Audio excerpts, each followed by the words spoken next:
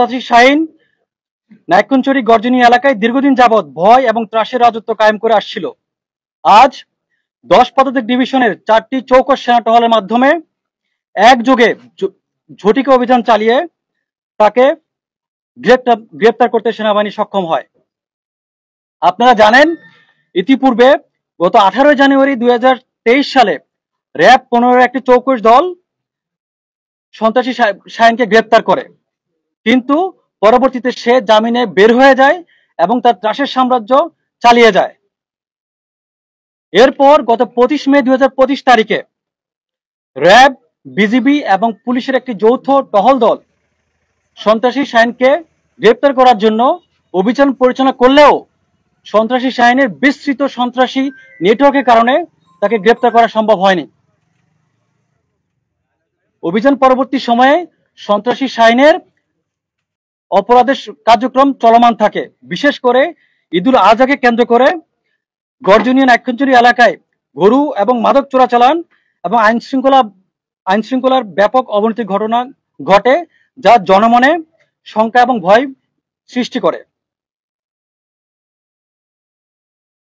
শাহীন ডাকাতকে গ্রেপ্তার করার জন্য সেনাবাহিনীর গোয়েন্দা সংস্থা সমূহ কর্তৃক দীর্ঘদিন যাবৎ গোয়েন্দা নজরদারি অব্যাহত ছিল।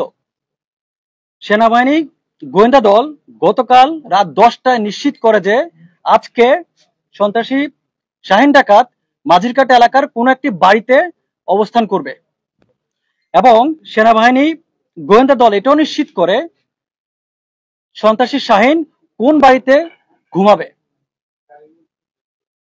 অতঃপর 10 পদাতিক ডিভিশনের 4টি টহল দল কর্তৃক সমন্বিতভাবে একটি ঝটিকা অভিযান পরিচালনা করা হয় একযোগে 4টি ভিন্ন ভিন্ন স্থানে। অভিযান পরিচালনাকালীন সময়ে সেনাবাহিনী টহল দল প্রথমে টার্গেট সমূহকে কর্ডন করে চারপাশ থেকে, অতঃপর কৌশলগত অবস্থান গ্রহণ করে। এরপর সেনাবাহিনী অবস্থান গ্রহণ করার পর সন্ত্রাসী শাহীন এবং তার সহযোগীরা ভড়কে যায়। বিশেষ করে তার সহযোগীরা সেনাবাহিনীর দিকে 4 থেকে 5 রাউন্ড এলোপাতাড়ি গুলি ছোড়ে। উক্ত গোলাগুলিতে সেনাবাহিনীর কোনো সদস্য আহত বা হতাহত কোনো কিছু হয়নি। সেনাবাহিনী কোন রকম গুলি বিনিময় ব্যতি রেখেই নিজস্ব কৌশল, প্রশিক্ষণ এবং দক্ষতাকে কাজে লাগিয়ে কুখ্যাত ডাকাত শাহীন এবং তার 2 জন সহযোগীকে গ্রেপ্তার করতে সক্ষম হয়। উক্ত অভিযান পরিচালনাকালীন সময়ে র্যাপিড অ্যাকশন ব্যাটালিয়ন র‍্যাব এবং বিজিবি 10 পদাতিক ডিভিশনের টহল দলকে সর্বাত্মক সহযোগিতা করে। বিশেষ করে তল্লাশি অভিযান পরিচালনাকালীন সময়ে অত্র এলাকার প্রত্যেকটি বাড়ি সার্চ করে তল্লাশি করে আমরা আপনারা যা দেখতে পাচ্ছেন বিপুল পরিমাণ অস্ত্রগুলো আবার উদ্ধার করি। এখানে 10টির বেশি দেশীয় ধারালো অস্ত্র ক্রিস রয়েছে, 3টি একনলা বন্দুক, একটি AK-22, 10 রাউন্ড গুলি, 4টি বন্দুকের কার্তুজ, 20,000 রাউন্ড ইয়াবা। এছাড়াও তার সন্ত্রাসী কার্যক্রম পরিচালনার জন্য বিভিন্ন অবৈধ ডকুমেন্ট এবং কাগজপত্র, বিশেষ করে পাসপোর্ট, NID কার্ড, ইভেন সামরিক বাহিনী ব্যবহৃত বিভিন্ন সরঞ্জামাদি আমরা উদ্ধার করতে সক্ষম হই। অভিযুক্ত শাহীন একজন চিহ্নিত সন্ত্রাসী, যে নাইক্ষুনছড়ি, গর্জনী এবং তৎসংলগ্ন সীমানা এলাকায় খুন, হত্যা, রাহাজানি, মাদক এবং গরু চোরাচালান সহ বিভিন্ন অপরাধমূলক কর্মকাণ্ডের মাধ্যমে ত্রাসের রাজত্ব কায়েম করেছে। তার গ্রেপ্তারের মাধ্যমে এই অঞ্চলের নিরাপত্তা পরিস্থিতি আরো স্থিতিশীল হবে এবং জনমনে শান্তি বিরাজ করবে বলে আশা করা হচ্ছে। এখানে আমি একটি কথা পরিষ্কার করে বলতে চাই, বাংলাদেশ সেনাবাহিনী দেশের সার্বভৌমত্ব, নিরাপত্তা এবং শান্তি শৃঙ্খলা রক্ষায় প্রতিশ্রুতিবদ্ধ। ভবিষ্যতে যে কোনো সন্ত্রাস এবং অপরাধমূলক কর্মকাণ্ডের বিরুদ্ধে সেনাবাহিনী অভিযান অব্যাহত থাকবে। We will do every possible thing to hunt them down. এর মধ্যে 2 জন সহযোগী গ্রেপ্তার হয়েছে। এছাড়াও তার যে সমস্ত সহযোগী এখনো গ্রেপ্তার হয়নি, ক্লিয়ার মেসেজ টু দেম, যৌথ অভিযান, সেনাবাহিনী অভিযান অব্যাহত থাকবে, অভিযান চলমান থাকবে। আপনারা দেখেছেন গত 25 তারিখে আমরা অভিযান করেছি যৌথ বাহিনী সহ, ভবিষ্যতে চলমান থাকবে। Will continue hour operations. বুঝতে পেরেছেন?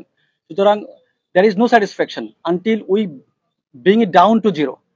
আমরা যখন দেখব যে সমাজে প্রত্যেকটা মানুষ নির্বিঘ্নে রাস্তা চলাচল করতে পারছে, তখনই আমাদের সন্তুষ্টি। সুতরাং it is a continuous process. Thank you.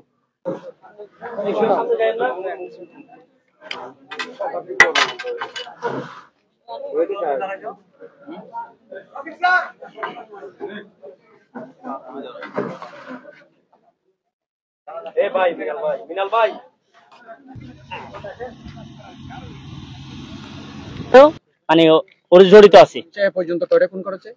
ওই এই পর্যন্ত প্রায় 11টা মার্ডার করছে এই পর্যন্ত। সেজন্য কি কি এখান থেকে নিয়ে শাহিন ডাকাত এখান থেকে না নিয়ে যায় এরকম কোনো অবৈধ কোনো জিনিস বাস নাই। প্রথমে আইসা জেল থেকে আইসা শুরু করছে, মানে একজনের সরাসরি গুলি করছিল দিনের বেলায়, ধুমরাইয়া ধামা করিয়া মুশকালির লোক চকরিয়া থেকে বিভিন্ন জায়গা থেকে লোকজন উদ্ধার করে আয়না, মানে জেল থেকে সারাই আয়না এখানে লোকজনরা মারছিল। মারাবার পরে মানে ও অবৈধ শুরু করছে অনেক আগে থেকে। ওর বিভিন্ন লোক আছে ওর সাপোর্ট দেয়। প্রথমে ওর অপরাধ জগৎ শুরু হয়েছে ইগত থেকে, কলিমুল্লাহ কালো ডাকাতে ওদের সাথে মানে ওর অপরাধ জগৎ শুরু হয়েছে। তখন মায়ানমার থেকে কি কি জিনিস এখানে? মায়ানমার থেকে সিগারেট নিয়ে আসতো, ইয়াবা নিয়ে আগে প্রথমে ইয়াবা আনতে, ইয়াবা থেকে শুরু করিয়া অস্ত্র থেকে শুরু করিয়া মানে আরশো আমিও মানে ওদেরকে অনেক সাপোর্ট করে অস্ত্র টস্ত্র সব দিছি। এখন ওর কাছে বিভিন্ন অস্ত্র আছে, AK-47 থেকে শুরু করে মানে বড় বড় ভারী ভারী অস্ত্র আছে। এগুলো একটা অস্ত্র প্রশাসন উদ্ধার করতে পারেনি। আপনারা যদি আমাদের শুধু দাবি প্রশাসনের কাছে, আমরা যে লোকগুলো প্রশাসনকে হেল্প করে ওদেরকে ধরাই দিলাম, যেন আমাদের লোক আমাদেরকে যেন সেফটি দেয়, আর ওর অস্ত্রগুলো যেন খুব তাড়াতাড়ি শিগগিরই ওর ধরতে পারে, ওর আসামিগুলো মানে যে বিভিন্ন লোকগুলো থেকে গেছে ওগুলোদের যেন। ওর একটা জিনিস ধরাই দিছি, পারে একটা অস্ত্র যখন বাইকে হুমকি দিছি, বাইকে কি করছে ধরাই দিছি। ধরাই যাওয়ানোর পর বাইরে মারার জন্য অনেক মরেছি, ভাই ফালাই গেছি।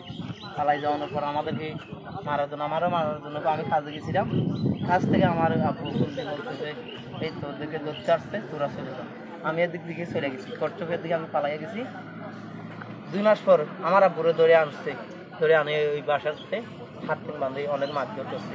তো প্রথমে আমাকে মেরেছিল, আমাকে মারার পর আমার ভাইকে একেবারে মানে কি উদাও করে ফেলছে।